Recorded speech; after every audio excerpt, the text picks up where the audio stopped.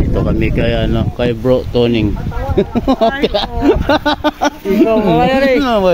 Kino kami baboy, so may video ko ni upload ko eh. Ako, anak na big big oh. Anak na big big. Di kami tatakwa.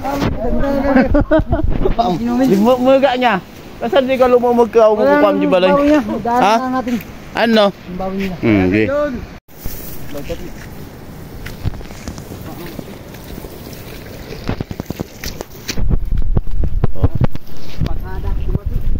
Payak po ang pamumuhay dito. Simpleng buhay lang po dito. Simple lang. Mainam lang dito sa kanila kahit na ano, tahimik. Peaceful ang buhay dito sa paanan ng bundok. Wala kang problema sa tubig. Walang marites. Pangalawa, sagana naman sa pagkain. Limbawa ng gulay, mga hayop na, mga manok, baboy. Pala mo lang nahirapan ng buhay dito. May maganda po ang buhay dito sa masipag ka lang. So sakahan, puro may mga sakahan, mga kapatid natin katutubo dito. May mga alaga silang baboy, kalabaw, baka. Ito mga bahay nila. Pero payak po ang pamumuhay dito. Araw po sila, nakatanghalian tapat. Masipag yung mga kapatid natin katutubo.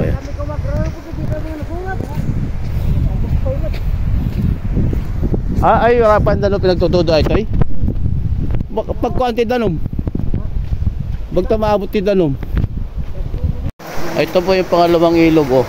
Unang ilog yung kanina, ito pangalawang ilog. Ganda di ba? Mga boss oh. Oh, ito bahay din. Puro mga kapatid po yung mga nakatira dito. Para makita nyo kung gaano kapayapa ang lugar nila. Ito po nakikipag-usap itong guide namin ano. Si Boy Tampuhin. Ito, kapatid yung kausap niya.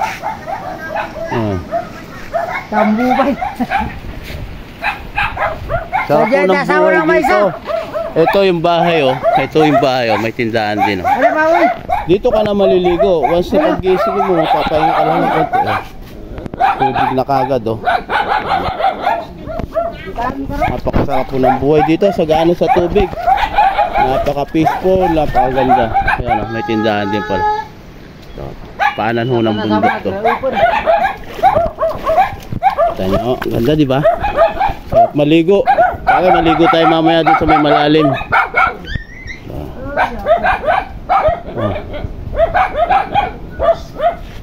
Ito, yung guide namin eh pagod na daw. Laging nalalambot po yung guide namin na to. Parang hindi ka manlalambot eh. Ginagabi ka. Utangin na, kakakain lang natin. Mungkin. Teresa, hindi ba yung pinta ko? Dawak. Ay, una tagpa-Teresa na ta. Kani umin. Kawanin paglak din talaga basit. Yan bumili.